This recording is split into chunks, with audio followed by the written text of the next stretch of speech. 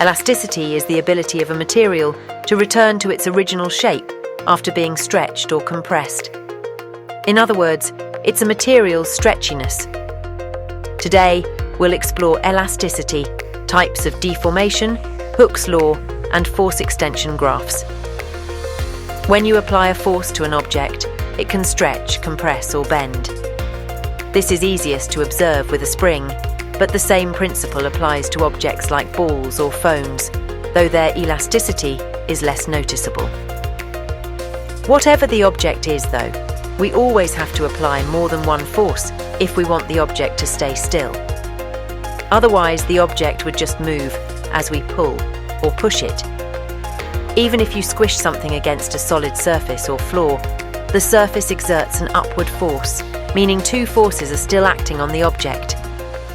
Now, elasticity involves two key forces: the deforming force, which changes an object's shape, and the restoring force, which works to return it to its original state.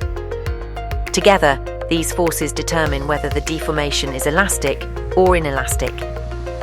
When an object changes shape, we say it has been deformed. This deformation can be classified as either elastic or inelastic. Elastic deformation occurs when an object returns to its original shape after the force is removed. For instance, a rubber band stretches and snaps back. Balloons regain their shape after deflation, and suspension springs in vehicles compress and rebound to absorb shocks. These materials depend on their elasticity to perform their functions efficiently. In contrast, inelastic deformation happens when the object remains permanently deformed after the force is removed. For instance, a dented metal sheet stays misshapen, or clay retains the shape it's molded into. This can also be called plastic deformation. Next, let's explore extension, which can be observed when a spring's length increases under a stretching force. If a spring is suspended from a solid support, we can measure how its length changes as a downward force is applied by adding weights. Although the spring's own weight causes a small initial extension, this is typically ignored, and the spring's length at rest is taken as its natural length. When a mass is added, the weight exerts a downward force, stretching the spring. As more weight is added, the extension increases proportionally, and these changes can be measured. The solid support provides an equal and opposite force, keeping the spring balanced and preventing it from falling. This proportional relationship between force and extension can be expressed as F is proportional to E. The letter F represents force and E represents extension. Exactly how much the spring extends, though, for a given force depends on the specific object's spring constant, which is denoted by the letter K. So if we add this into our force extension equation, we get F is proportional to KE, with K being measured in newtons per meter and extension in meters. The spring constant tells us how many newtons it would take to stretch a specific object by 1 meter. In this illustration, we see a thinner plastic spring and a thicker metal spring. The metal spring requires significantly more force to stretch it by 1 meter, indicating a high spring constant. So the higher the spring constant, the stiffer the material, as more force is needed to stretch it. We can show this relationship by plotting a graph with force against extension. As the force increases, so does the extension, and because it is a straight line that passes through the origin, we can tell that the force and extension are directly proportional. We call this relationship Hooke's law.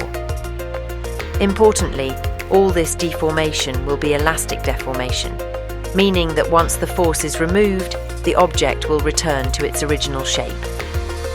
There is a limit to this relationship, though. At some point, our diagonal straight line will start to curve. We call this point the elastic limit, or the limit of proportionality. At this point, Hooke's law no longer applies, and the object won't necessarily go back to its original state, meaning it would have been inelastically deformed. Let's examine an example of an object reaching its elastic limit.